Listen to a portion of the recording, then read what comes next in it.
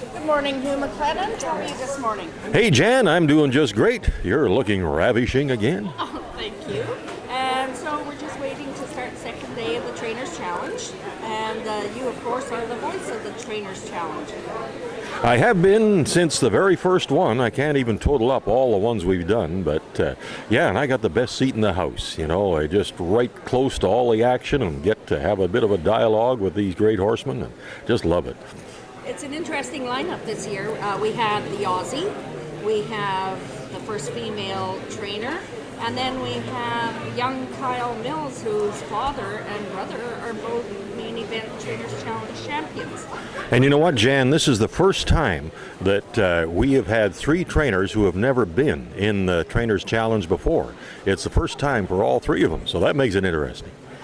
How did they do yesterday? Yesterday, I was really impressed. We started out with Dan Steers, the Aussie, a different technique. At times, with that delightful Australian accent, you need an interpreter to hear what he's saying. We've been kidding with him about that because he refers to the round pen as the paneled yard.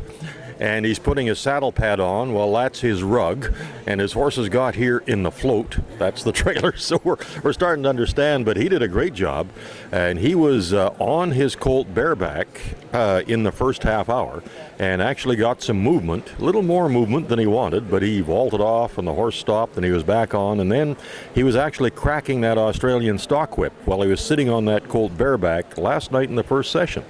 So that was impressive, and then we were wondering how this is going to go with Jenny Sherbo, first female trainer we've ever had, young mother of three, wife of a cowboy. Well, I'll tell you, she went right at that colt. She had him saddled within half an hour. Within 40 minutes, she was in the saddle, moving him, disengaging his hindquarters in both directions. Now, I thought, boy, that's going fairly quickly, and I'm not sure all the issues are finished with that colt, but for her sake, I hope they are.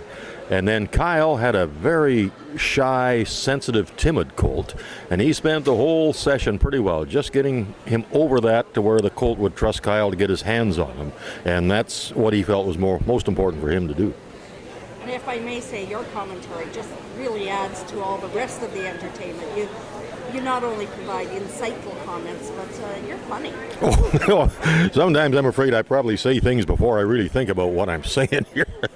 It's you never know. Sometimes you go into this free fall. But wouldn't be the same without you here. Well, thanks, Jan. You too. Thank you.